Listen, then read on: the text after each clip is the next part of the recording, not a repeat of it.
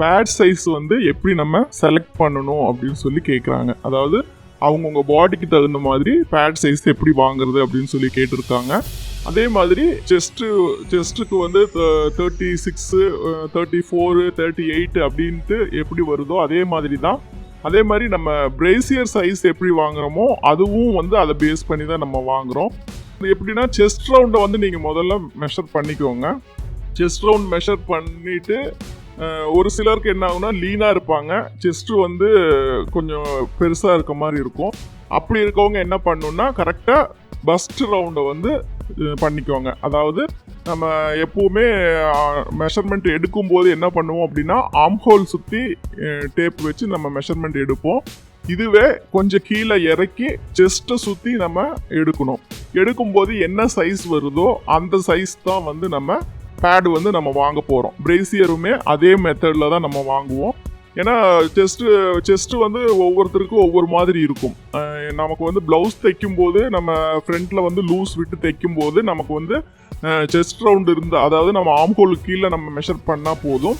ஆனால் இது வந்து கரெக்டாக அந்த பிரேசியர் போடுற மாதிரியும் அந்த ப்ளவுஸுக்கு கப் ஷேப் வைக்கிறனாலையும் கரெக்டாக பஸ்ட்டில் நீங்கள் எடுத்தீங்க அப்படின்னா தான், அதாவது மார்பை சுற்றி நீங்கள் எடுத்தீங்க அப்படின்னா தான் உங்களுக்கு வந்து அந்த சைஸ் கரெக்டாக வரும்.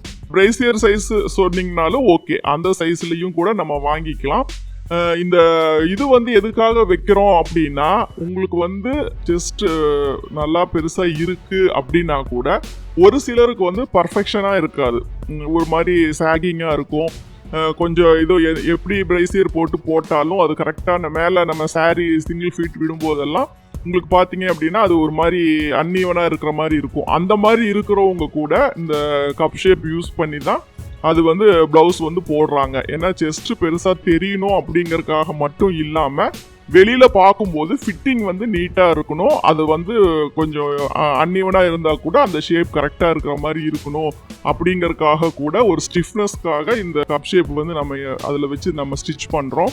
அதே மாதிரி மேக்ஸிமம் உங்களுக்கு ரெடிமேடு எல்லாத்துலேயுமே பார்த்தீங்கன்னா உங்களுக்கு கப் ஷேப்போட தான் வரும். ஏன்னா அது வந்து அவங்களுக்கு அந்த ஃபிட்டிங் வந்து கரெக்டாக காட்டணும் அப்படிங்கிறதுக்காக தான்.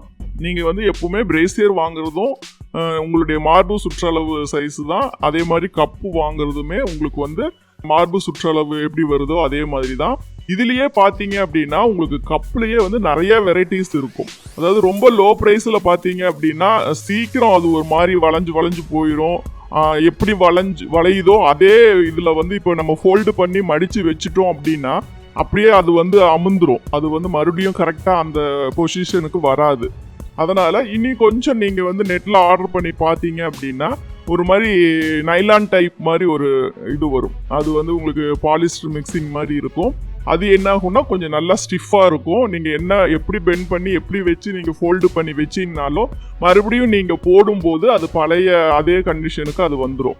அதனால் நீங்கள் ஏன்னா ஒன்ஸ் நம்ம உள்ளே வச்சு தைக்கும் போது அது மறுபடியும் நம்ம வந்து பிரித்து மறுபடியும் வேறு மாற்றுறது இதெல்லாம் முடியாது. அதனால் நீங்கள் வாங்கி வைக்கும் போதே நல்லா ஃப்ளெக்சிபிளாக போடும்போது அது கரெக்டான துவைச்சி நம்ம வாஷிங் மிஷினில் போட்டாலும் சரி இல்லை மடித்து வச்சாலும் சரி அது எந்த ஒரு டேமேஜும் ஆகாத மாதிரி இருக்கணும் அப்படின்னா கொஞ்சம் அதை விட கொஞ்சம் காஸ்ட்லியான ஒரு பேடு வாங்கி நீங்கள் யூஸ் பண்ணிக்கலாம். அதே மாதிரி கலர்ஸ் வந்து 2-3 கலர்ஸ் கிடைக்கும். அந்த கலர்ஸ் வந்து அந்தந்த இதுக்கு மேட்சிங்காக வைக்கணும். அப்படி இல்லை அப்படின்னா உங்களுக்கு மேலே டிரான்ஸ்பரண்ட்டாக தெரியுது அப்படின்னா அதுக்கு மேலே லைனிங் கொடுத்து அதை தெரியாத மாதிரி நீங்கள் வைக்கணும். அந்த மாதிரி உங்களுக்கு வந்து நிறைய டிப்ஸ் வந்து அந்த பேடு நீங்கள் யூஸ் பண்ணும்போது அதை நிறைய கவனிக்கணும். அதே மாதிரி அந்த டிஸ்டன்ஸ் வந்து கரெக்டாக பார்த்து வைங்க. ஏன்னா ஒரு நம்ம போடும்போது ரொம்ப நெருக்கமாக ஆயிடக்கூடாது, ரொம்ப அவுட்டர்லையும் போயிடக்கூடாது. கரெக்டான அந்த பொசிஷனில் தான் நம்ம அந்த கப்பு வச்சு நம்ம ஸ்டிச் பண்ணணும். அதையும் நல்லா நோட் பண்ணிக்கோங்க. ரொம்ப லீனாக இருக்கிறவங்களுக்கு பார்த்தீங்க அப்படின்னா ரொம்ப நெருக்கி வச்சிட்டோம்னா அந்த ஹூக் போடுற பட்டி கூட வைக்க முடியாமல் போயிடும். அதனால் எல்லாத்தையுமே அதை மைண்டில் வச்சுக்கோங்க. அதே மாதிரி பிரின்சஸ் கட்லேயும் வந்து நிறையா அந்த மாதிரி பேட் வச்சு தைக்கிறது நார்மலாக தைக்கிறது எல்லாமே நிறைய பிரின்சஸ் கட் இருக்குது. நான் உங்களுக்கு கண்டிப்பாக அப்லோட் பண்ணுறேன். இந்த வீடியோ உங்களுக்கு பிடிச்சிருக்கும், நான் சொல்கிற டிப்ஸ் உங்களுக்கு யூஸ்ஃபுல்லாக இருக்கும் அப்படின்னு நான் நினைக்கிறேன். லைக் பண்ணுங்கள், அதே மாதிரி உங்கள் ஃப்ரெண்ட்ஸ் கூட ஷேர் பண்ணுங்கள். இனி ஏதாவது டவுட்ஸ் இருந்தாலும் நீங்கள் கமெண்ட்ஸில் போடுங்க, நான் உங்களுக்கு ஆன்சர் பண்ணுறேன். தேங்க்யூ.